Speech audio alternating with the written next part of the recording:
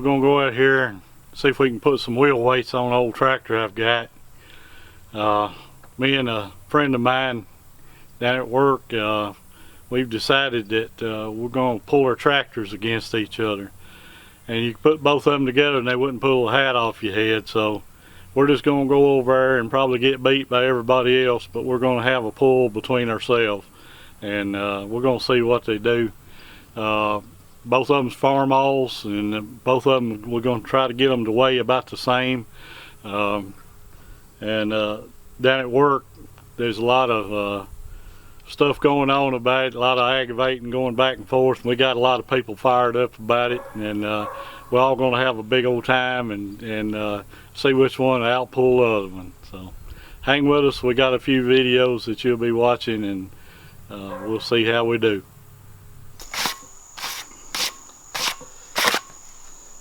Well, we got some old wheel weights here that came on this tractor. I got them primered, but I ain't got no paint on them. I'm going to try to knock the dirt off of them. Good enough. We're going to pick this thing up, maybe, and set it on this old tractor wheel and bolt it on there. And what I'm trying to do is, Joey has got fluid in his wheels and I don't, and what I'm trying to do is kind of get them as equal as we can. That way we'll make it a little more fair for everybody, especially me. So we're gonna get this thing on there if we can. It's supposed to be 125 pounds.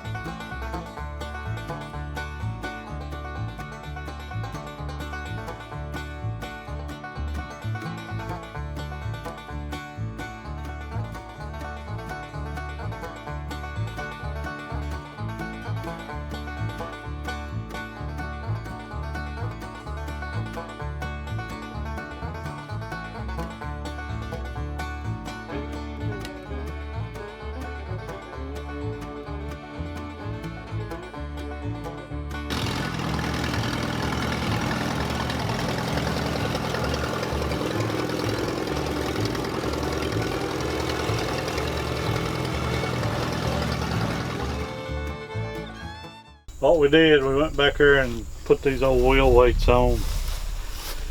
And if you know anything about tractor pulling or all, that puts a lot of weight right back here on the back tires where you need it. Got some pretty good tread on them. They look kind of new, but they're probably 30 years old or better. They're not wore down any, so they ought to bite good on a soft track. This old tractor, it's a 1943 Farmall H. Bought it from a lady up at Altamont.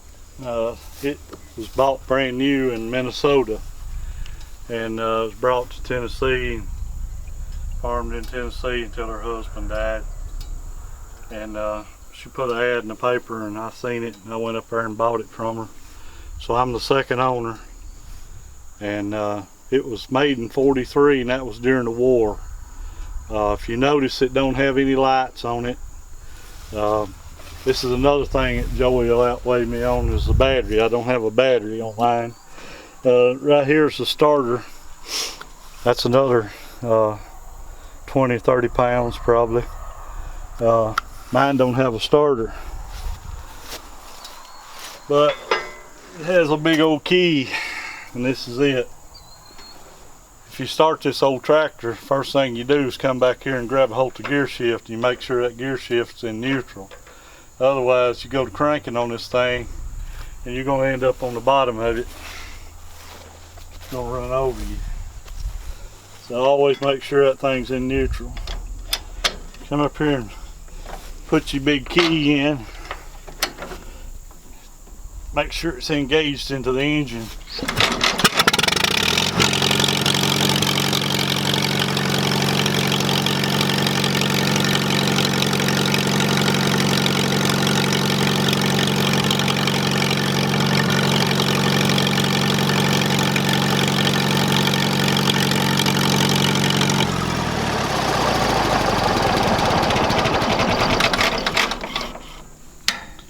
This was my tractor ride tractor. We used to have a tractor ride in our neighborhood. We would go pick out a place and we'd go and ride there, and we had one time, or a big year, we had 140 tractors. And I would always pull a trailer behind this one with family and friends riding in it, and I always done pretty good. But this old tractor's got a magneto on the side over here. If you don't have a battery and you a distributor, you have a magneto. This is the magneto part right here. This your coil up here. This is your distributor. The points are in here. This mag makes the fire for the spark plugs. So if it gets wet or anything crazy goes on with that, you're done. On a regular tractor, you would have a battery and a distributor like this one, except you would get your fire from a generator. This tractor don't have a generator because it don't have a battery. It don't need one. So back in the 43, they cut down on all the stuff like that would use copper, and copper was very valuable. So a starter, you know, it would have a lot of copper in it, and a generator would have a lot of copper in it. So they cut back on that all they could, and that's how this one ended up, with no lights and no generator or battery or starter. So, but your mag here makes the fire for your spark plug, so it's all contained right here in this one spot. So this tractor is also a multi-fuel tractor. It will run kerosene or gas. This little tank right here, it's about a gallon. This is the bottom of it here. Now this tank, you would put your gas in this tank here, and you start this tractor on gas, and this is your big tank back here. You would have it full of kerosene. Kerosene back in that day was cheaper than gas was, so you started on gas, and when you got it warm, you know, run it a little bit and get it hot, and you would turn this petcock here, and it would turn the gas off, and you'd turn your fuel on for over here, and that would be your kerosene. And then your kerosene would run down the carburetor, and you run it on kerosene then. And kerosene, like I said, was cheaper back in that day. I don't know if it run any better on kerosene or not. I've heard that they run better, but I'm not sure of that. So, that was it. This old pulley here, this is what you run flat belt on. I've run this tractor on a feed mill. I've got an old feed mill that's got a flat belt on it. What I do is I string out a big belt, and it'll run 20 or 30 foot out there, and you just wrap that belt around this, and you put it in gear back here, and it runs kind of like your PTO shaft, and the PTO shaft's back there. That's what you pull bush hog with or something like that. But this old pulley, it's made out of paper. That's just all layers of paper right there put together, and it makes a real good grip on that belt. It won't hardly slip at all. So that's what that old pulley is for. What we're going to do here, my son is making some videos here. He's going to make a 3-part series.